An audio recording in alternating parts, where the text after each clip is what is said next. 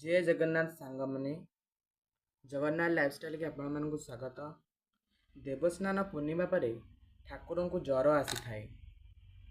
108 गरा गाधे सारे पर ठाकुर जो ज्वर आसी थाए तार सुस्थ पाइबापी ठाकुर को एक तेल दि जाए लगी करा जाए जार ना है फुलुरी तेल।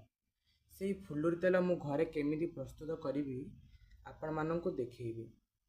वीडियो को शेष पर्यंत देखंतु। यदि वीडियोटी भल लगुच ताले वीडियोटी को लाइक कर दियंतु, सब्सक्राइब कर दियंतु, शेयर कर दियंतु। चलंतु स्टार्ट करिबा आजिर वीडियो। तो फुलुरी तेल पे मु एई सब सामग्री नेइची। एइटा ला तराट फूल। ए तराट फूल मते मिलथिला आम घरे लगाइची। एटा ला मल्ली फूल। एटा ला टगर एटा आपण किसी चंदन नहीं जिवे, गोरा चंदन आला कर्पूर आला राशि तेल। एटा गोस दुकान में मिल जिवो। आउ दुटा फूल अच्छी जेटा मते मिललानी सेटा जुई आउटेला जाई। आपण ताकू भी पछरे नहीं परिवे नले कोटू खोज संग्रह करि परिवे। सेटा निहाती दरकार किंतु मते मिललानी आपण माने नहीं परिवे। कहीं गोटे माटी हांडी नहीं जिवे।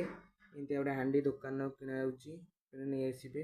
माटी हांडी धोई देबे ताको आग। तापर सेतेरे आग पर फूल पकई देबा।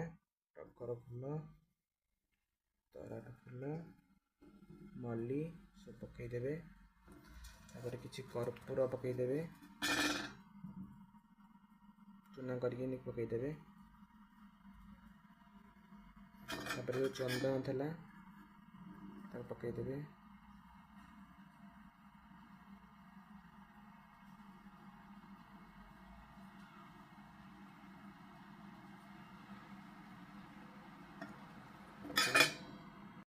तापर राशि तेल शेष फूलर मात्रा देखिकी राशि तेल ये पकईबे।